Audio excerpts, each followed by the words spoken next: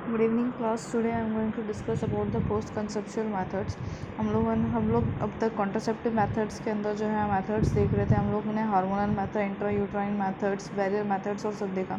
Next we are going to say about the post conceptional methods. Post conceptional methods वो methods हैं जो कि कई बार पीरियड मिस होने के बाद, मेंस्ट्रुएशन साइकिल्स या फिर पीरियड्स के मिस होने के बाद, या फिर प्रेगनेंसी अगर हो जाती है तो उसको किस तरीके से जो है मीन्स उस प्रेगनेंसी को जो है टर्मिनेट और सब करने का जो मेथड होता है उसे हम कहेंगे post conceptional methods.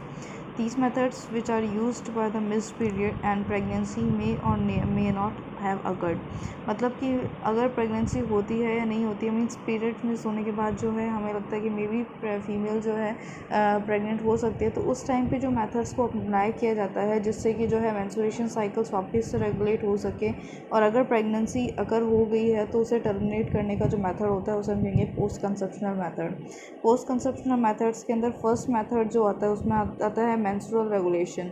Menstrual regulation क्या होता है वो देख लेते हैं। It is done with in 14 days of missed period when pregnancy doubted but it is not confirmed. In this, the uterine content is evacuated. The procedure is safe. There is no legal restriction. Mainly ये होता है कि 14 days के period के after sexual intercourse के बाद क्या होता है कि if the female is having a doubt कि शी इज़ प्रेग्नेंट, क्योंकि उसकी जो पीरियड्स है, उसकी जो मेंस्ट्रुएशन साइकिल है वो मिस हो गई है, तो उस टाइम पे क्या होता है कि विद इन 14 डेज़ जो होता है, मिस पीरियड के जो 14 डेज़ जो होते हैं उस टाइम पे जो होता है हम लोग ये चीज़ करते हैं मेंस्ट्रुअल रेगुलेशन। इसके अंदर हम क्या करते हैं कि जो यूट्राइन के अंदर जो कंटेंट है, जो हमारी फीमेल की यूट्रस के अंदर जो कंटेंट होता है उसे इवैक्यूएट किया जाता है, उसे क्लीन किया जाता है, और इसके लिए कोई लीगल प्रोसीजर्स की ज़रूरत नहीं है। ये एक तरीके से सेफ़ है, कोई हेल्थ इश्यूज इसमें क्रिएट होने के चांसेस नहीं है। There are very rare cases कि इसमें कोई हेल्थ की इश्यूज जो है हो सकते हैं, मगर जो अगर हेल्थ इश्यूज होते हैं या फिर कॉम्प्लिकेशंस अगर कुछ होती है इस प्रोसीजर को करते वक्त, वो ये हो सकता है कि लोकली इंजरी हो सकती है, लाइक क्लीनिंग के टाइम पे जो है इंजरी हो जाना यूट्रस की वॉल पे या सर्विक्स पे या फिर वेजाइनल वॉल्स पे किसी भी तरीके की इंजरी हो जाना, यूट्रस का परफोरेशन हो जाना यूट्रस वॉल का, या फिर किसी तरीके का इन्फेक्शन हो जाना, क्योंकि जब क्लीनिंग करते हैं अगर प्रॉपर्ली इवैक्यूएट ना किया गया पूरा कंटेंट को और कुछ पार्ट या कुछ प्रोडक्ट अगर रह जाता है तो वो क्या करता है, इन्फेक्शन क्रिएट करने के चांसेस रह सकते हैं। वहीं पे ही कॉम्प्लिकेशंस आफ्टर जो होता है कि मेनली इस प्रोसीजर के बाद क्या हो सकता है, फीमेल को इनफर्टिलिटी हो सकती है, मेंस्ट्रुएशनल डिसऑर्डर्स हो सकते हैं, और उसके अलावा जो है एक्टोपिक प्रेगनेंसी होने के चांसेस रहते हैं। तो ये जो प्रोसीजर है ये उस टाइम पे जो है कुछ प्रॉब्लम्स भी क्रिएट कर सकता है। वैसे it is safe and there is no legal procedures required. Next we are going to see the menstrual induction. Menstrual induction वो होता है, this is done within few days of missed period and it is done by application of prostaglandin F2 under sedation. मतलब कि इसके अंदर जो होता है कि मिस पीरियड्स जो होते हैं, जो मेल भी फीमेल्स को लगता है कि may be she has conceived, तो उस टाइम पे हम क्या करते हैं कि मिस पीरियड के कुछ वीक्स के बाद क्या करते हैं, इसके अंदर हम लोग प्रोस्टाग्लैंडिन जो हार्मोन है उसको जो है सेडेशन के थ्रू क्या करता है, सेडेशन देने के बाद बॉडी के अंदर इम्प्लांट करते हैं, और ये जो होता है ये धीरे धीरे इंड्यूस होता है हमारी यूट्रस की वॉल के अंदर 7 मिनट्स के अंदर, और धीरे धीरे क्या करते हैं, कॉन्ट्रैक्शंस लेकर आना शुरू कर देता है। दिस कॉन्ट्रैक्शंस जो होता है जैसे प्रेगनेंसी इसके फर्स्ट वीक्स में होता है, वैसे धीरे धीरे स्टमक का क्रैम्प कॉन्ट्रैक्शन स्टार्ट होने शुरू हो जाते हैं 3 to 4 आवर्स के अंदर, और उसके बाद जो होता है नॉर्मली ब्लीडिंग्स और स्टार्ट होने लग जाती है। And this bleeding is normal as जैसे कि मेंस्ट्रुअल साइकिल्स की जो ब्लीडिंग्स होती है उस टाइम पे पीरियड्स में जो ब्लीडिंग होती है वैसे नॉर्मल ब्लीडिंग होती है। नेक्स्ट इज़ लास्ट जिसके अंदर जो होता है दैट इज़ अबॉर्शन।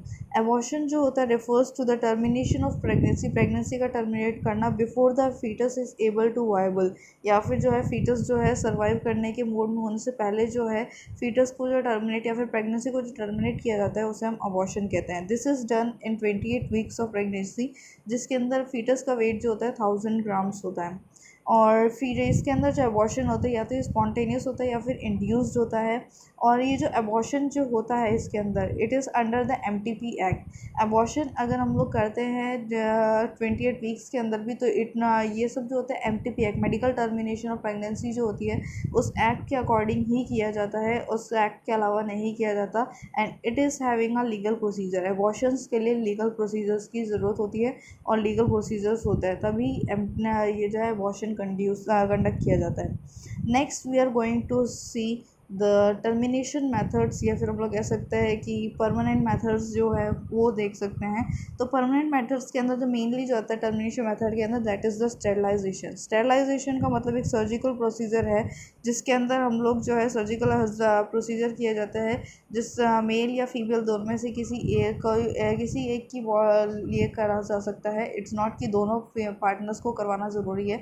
कोई भी एक पार्टनर ये स्टेरिलाइजेशन मेथड करवा कर जो है एक तरीके से जो है प्रॉपरली टर्मिनेशन मेथड मतलब उसके बाद फिर जो है वो लोग परमानेंटली दे कैन उनको ये नहीं रहेगा कि प्रेगनेंसी अगर होने के चांसेस रहेंगे। तो इसके अंदर जो स्टेरिलाइजेशन होता है कि कंसेप्शन के मेनली जो होता है स्टेरिलाइजेशन प्रोसेस जो होता है मेल के अंदर जो होता है उसे हम कहते हैं वैसेक्टमी और फीमेल्स के अंदर जो होता है उसे हम कहते हैं ट्यूबैक्टमी। व्हाट इज़ वैसेक्टमी ये देख लेते हैं। वैसेक्टमी स्टेरिलाइजेशन मेथड है मेल के अंदर का और ये जो है बहुत सिंपल है, नॉर्मल माइनर सर्जरी टाइप होता है, 15 to 20 मिनट्स का होता है। उसके बाद मेल जो है इस प्रोसीजर के बाद वैसेक्टमी के बाद नॉर्मल वर्क्स और कर सकते हैं। कुछ वीक्स के लिए कुछ मंथ्स के लिए उन्हें हैवी लोड्स और सब उठाना अलाउड नहीं होता but they can do normal works वो जिस तरीके से करते हैं। और इसके अंदर जो होता है ऑपरेशन इन्वॉल्व करता है small cut on both sides of the scrotum. आप इस पिक्चर के अंदर देख सकते हैं कि स्क्रॉटम है और स्क्रॉटम से जो वाइस डिफरेंसेस जा रहे हैं वास डिफरेंस जो होते हैं उसको 1 सेंटीमीटर के अप्रॉक्स क्या करते हैं बीच में से कट कर दिया जाता है दोनों साइड से।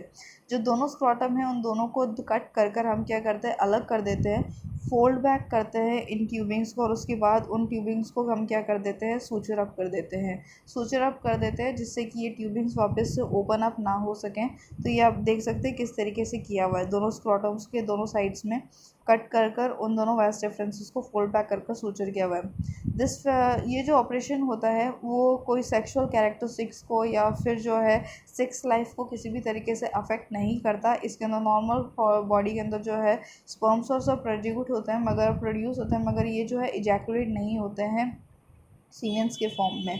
सीमेंस के साथ ये इजैकुलेट नहीं होते हैं स्पर्म्स। तो नॉर्मल सेक्सुअल जो लाइफ है या फिर सेक्सुअल जो कैरेक्टरिस्टिक्स है फॉर्म्स जो है उनको बिना हार्म किए जो है ये सर्जरी की जाती हैं जिससे कि जो है मेल को या फिर फीमेल को किसी तरीके की प्रॉब्लम या किसी तरीके की इनसिक्योरिटीज़ ना हो। वैसेक्टमी के बाद जो होता है next we are going to see the tubectomy. Tubectomy जो है वो स्टेरिलाइजेशन मेथड है फीमेल के अंदर और ये जो किया जाता है वो डन किया जाता है small part of fallopian tubes को। अब आप देख सकते हैं ये दो फैलोपियन ट्यूब्स हैं, इनको कट किया गया है बोथ साइड से और इन फैलोपियन ट्यूब्स को क्या कर दिया गया सूचर अप कर दिया गया है, एक वापस से जो है फोल्ड बैक कर कर उन्हें सूचर अप कर दिया गया है। इसके अंदर जो है रबर बैंड क्लिप्स या फिर इलेक्ट्रोकॉटली जो होता है उनको अप्लाई कर कर हम इन्हें सूचर अप कर सकते हैं।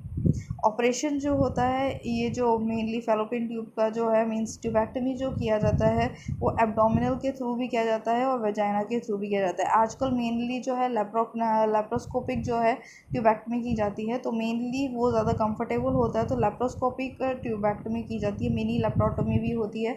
तो इसके थ्रू किया जाता है कि फैलोपियन ट्यूब्स को हम लोग कट कर कर वापस से सूचर बैक कर देते हैं। ट्यूबैक्टमी कैन बी डन, ट्यूबैक्टमी जो होता है वो डिलीवरी के टाइम पे डिलीवरी के बाद में या फिर जो है एबॉर्शंस सब हो जाते हैं और जो है पार्टनर्स नहीं चाहते हैं कि नेक्स्ट प्रेगनेंसी हो तो उस टाइम पे हम लोग ट्यूबैक्टमी करवा कर उस चीज़ को जो है सिक्योर कर मीन्स ट्यूबैक्टमी की जाती है फीमेल्स की। अगर जो है कपल्स जो है नहीं चाहते कि आगे कोई और बेबी हो या फिर 1 बेबी के बाद वो नेक्स्ट बेबी को नहीं चाहते हैं तो उस टाइम पर ट्यूबैक्टमी की जाती है। So this is about the contraceptive methods जो फीमेल्स या फिर मेल्स जो है अडॉप्ट कर सकते हैं ताकि जो है वो लोग जो प्रेगनेंसी नहीं चाहते या फिर जो कंसेप्शन नहीं चाहते हैं उस चीज़ को अवॉइड कर सके। Thank you class.